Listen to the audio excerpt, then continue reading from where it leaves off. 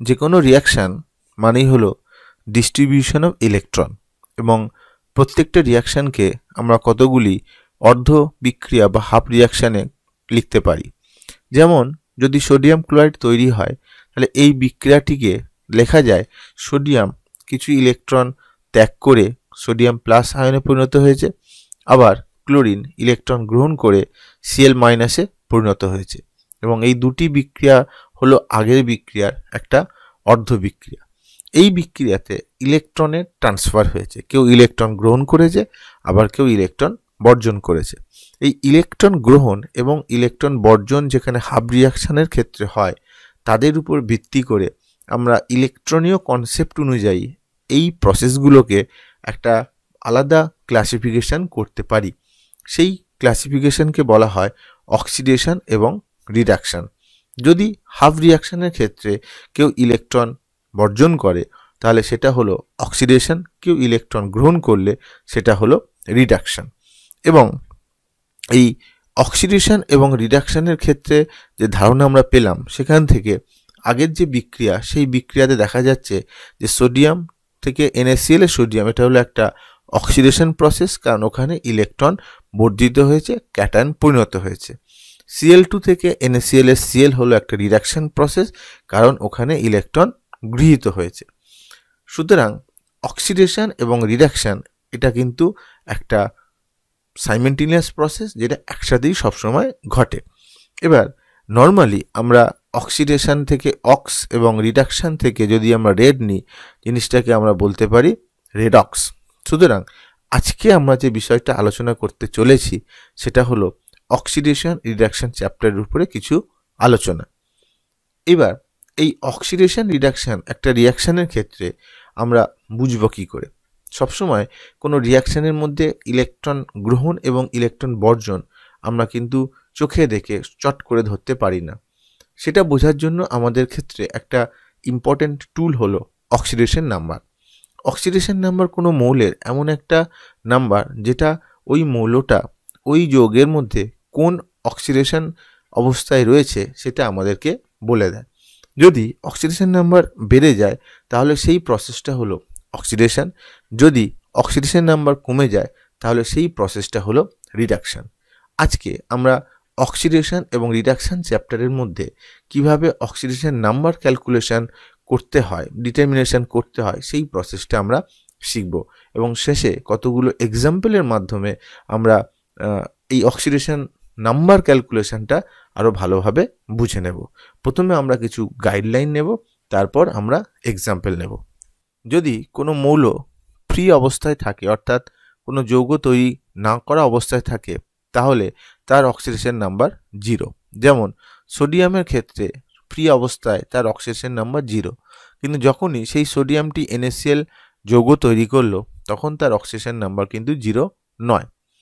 যদি পিরিয়ডিক টেবিলের অ্যালকালাইন এবং অ্যালকালাইন আর্থ কোনো মেটাল থাকে, যারা গ্রুপ 1 এবং গ্রুপ 2তে অবস্থান করে, তাদের ক্ষেত্রে অক্সিডেশন নাম্বার হলো তাদের গ্রুপ নাম্বারের সঙ্গে সমান, এবং যেহেতু তারা মেটাল, সুতরাং তাদের অক্সিডেশন নাম্বার হলো পজিটিভ।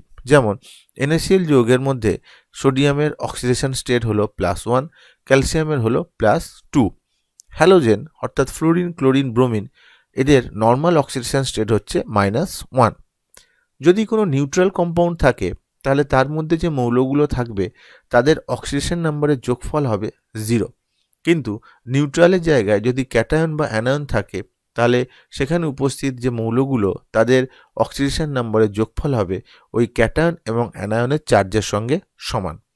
যদি হাইড্রোজেন থাকে, যার নর্মাল অক্সিডেশন স্টেট হলো +1, কিন্তু মেটাল হাইড্রাইড, যার ইন জেনারেল ফর্মুলা MH, যেমন NaH সোডিয়াম হাইড্রাইড, সেখানে হাইড্রোজেনের অক্সিডেশন নাম্বার -1। অক্সিজেন নর্মাল স্টেটে থাকলে তার অক্সিডেশন নাম্বার -2, কিন্তু যদি পারক্সাইড লিঙ্কেজ থাকে, যেখানে দুটি অক্সিজেন একটা সিঙ্গেল বন্ডের মাধ্যমে লিঙ্কড আপ অবস্থায় থাকে, সেখানে অক্সিডেশন নাম্বার অক্সিজেনের হয় -1। সুপার অক্সাইডের ক্ষেত্রে যেমন K2O, সেখানে অক্সিজেনের অক্সিডেশন স্টেট হলো -1/2। F2O এটা একটা খুব ইম্পর্টেন্ট কম্পাউন্ড, যেখানে F2ওর ক্ষেত্রে অক্সিজেনের অক্সিডেশন স্টেট হচ্ছে +2। মেটাল যখন কার্বনিল গ্রুপের সাথে যুক্ত হয়ে কিছু কমপ্লেক্স কম্পাউন্ড তৈরি করে মেটাল কার্বনিল, যেখানে মেটালগুলোর অক্সিডেশন স্টেট হচ্ছে 0, যেমন এই কম্পাউন্ডের ক্ষেত্রে নিকেলের অক্সিডেশন স্টেট হচ্ছে 0।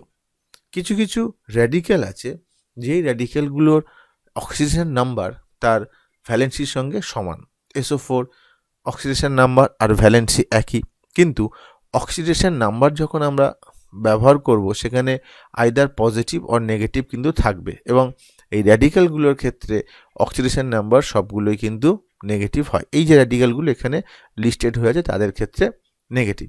এই র্যাডিক্যালগুলোর অক্সিডেশন নাম্বার যদি আমরা একবার জেনে ফেলি তাহলে খুব সহজেই অন্যান্য যৌগের মধ্যে যে র্যাডিক্যালগুলো থাকবে সেখানে অন্য কোনো মৌলের অক্সিডেশন নাম্বার আমরা খুব সহজেই ক্যালকুলেশন করতে পারবো। এবার আমরা কতগুলো যৌগের মধ্যে কিছু কিছু মৌলের অক্সিডেশন নাম্বার কিভাবে ক্যালকুলেশন হয় এই গাইডলাইন অনুযায়ী সেটা আমরা একটু দেখে নেব। প্রথম যে যৌগটা রয়েছে সেই যৌগটা হলো পটাশিয়াম পারম্যাঙ্গানেট বা KMnO4, যেখানে ম্যাঙ্গানিজ তার অক্সিডেশন নাম্বার ক্যালকুলেশন করতে আমাদের হবে। ধরে নিলাম ম্যাঙ্গানিজের অক্সিডেশন নাম্বার X। এবারে কিভাবে ক্যালকুলেশন করব? পটাশিয়াম যেটা হলো গ্রুপ 1 এলিমেন্ট, যার ক্ষেত্রে oxidation number +1, number of potassium কম্পাউন্ডের মধ্যে কত? 1, সো 1 × +1। ম্যাঙ্গানিজ একটাই রয়েছে ইন্টু X, মানে X। অক্সিজেন কত রয়েছে? 4টে, নর্মাল স্টেটে রয়েছে -2, এবং যেহেতু যৌগটা একটা নিউট্রাল যৌগ সুতরাং এই মৌলগুলোর অক্সিডেশন নাম্বারের যোগফল = 0। এখান থেকে ক্যালকুলেট করলে আমরা পাবো X = +7। নেক্সট যে কম্পাউন্ডটা আছে সেটা হলো একটা জটিল যৌগ K4FeCN6, অর্থাৎ পটাশিয়াম ফেরোসায়ানাইড, যেখানে আয়রনের অক্সিডেশন নাম্বার ক্যালকুলেশন করতে হবে। সেই একই হিসাবে আয়রনের অক্সিডেশন নাম্বার X আমরা ধরে নিলাম, এবং CN যে গ্রুপটা রয়েছে যেটার ক্ষেত্রে আমরা লিস্টে দেখলাম যে এই CN গ্রুপের অক্সিডেশন নাম্বার হলো -1, সুতরাং 4 × +1 + X + 6 × -1 নিউট্রাল কম্পাউন্ড = 0। এই হিসাব করলে এখানে X = +2। নেক্সট একটি অর্গানিক কম্পাউন্ড যার ফর্মুলা হলো C6H12O6, এখানে কার্বনের অক্সিডেশন নাম্বার ক্যালকুলেশন করতে বলেছে। তো আগের গাইডলাইন অনুযায়ী দেখো 6 × X + 12 × +1 + 6 × -2 neutral compound = 0, so X = 0, অর্থাৎ এই যৌগের মধ্যে কার্বন 0 অক্সিডেশন স্টেটে রয়েছে। নেক্সট আরেকটা আমরা আয়ন তার ক্ষেত্রে কোনো একটা মৌলের অক্সিডেশন নাম্বার ক্যালকুলেশন দেখব, সেটা হলো SO4-2, যার মধ্যে সালফারের অক্সিডেশন নাম্বার কত ক্যালকুলেশন করতে বলেছে। সালফারের X + 4 4টে অক্সিজেন ইন্টু -2, এটা ইকুয়ালস টু কিন্তু 0 লেখা যাবে না, কারণ এটা হলো একটা অ্যানায়ন যার চার্জ হলো -2। সুতরাং এক্ষেত্রে X + 4 × -2 ইকুয়ালস টু আমাকে -2 লিখতে হবে, কারণ আমরা গাইডলাইনে দেখেছিলাম যদি কোনো অ্যানায়ন হয় তাহলে সেই অ্যানায়নের ক্ষেত্রে এলিমেন্টসগুলোর অক্সিডেশন নাম্বারের যোগফল = charge of the anion or cation.